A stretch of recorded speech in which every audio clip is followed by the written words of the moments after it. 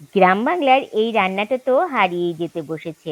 অনেকে তো জানেই না যে শাপলা রান্না করা যায় বা শাপলা রান্না করলে এত দারুণ লাগে খেতে।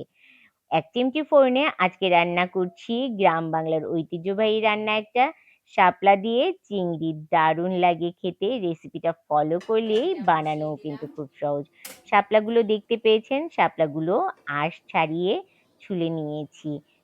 এখন একটা প্যান বসিয়ে তাতে সরিষার তেল দিয়ে গরম করতে দিয়ে এপাশে কিন্তু আমি একটু চিংড়ি মাছের গায়ে হলুদ আর লবণ মেখে নিচ্ছি। হলুদ আর লবণ মেখে তেলটা গরম হয়ে গেছে। এখন চিংড়ি মাছগুলো দিয়ে হালকা সোনালি করে ভেজে নেব। একদম অল্প সময় ভেজে নেব, কারণ চিংড়ি মাছ কিন্তু বেশি ভাজলে শক্ত হয়ে যায়, একদম খেতে ভালো লাগে না। এরকম হালকা একটু লাল লাল হলেই নামিয়ে নেব চিংড়ি মাছগুলো। চিংড়ি মাছগুলো একদম কিন্তু ভাজা হয়ে গেছে।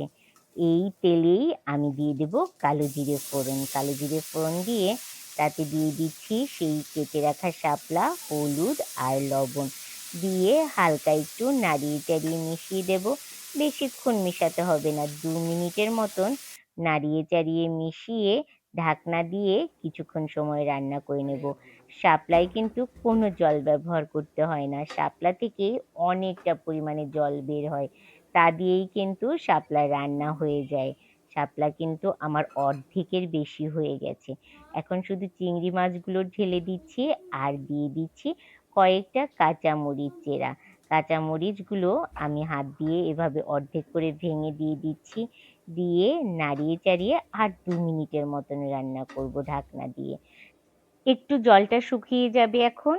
এরকমভাবে একটু হাই হিটে রান্না করতে হবে। কারণ শাপলা কিন্তু খুব তাড়াতাড়ি নরম হয়ে গলে যায়। একটু ২ মিনিটের মতন হাই হিটে রান্না করে ঢাকনা উঠিয়ে সামান্য পরিমাণে চিনি দিয়ে দিলাম। চিনি দিয়ে নাড়িয়ে চাড়িয়ে সবটা মিশিয়ে নামিয়ে নিলেই রেডি দারুণ মজার এই শাপলা। গরম গরম ভাতের সাথে মুখে লেগে থাকে।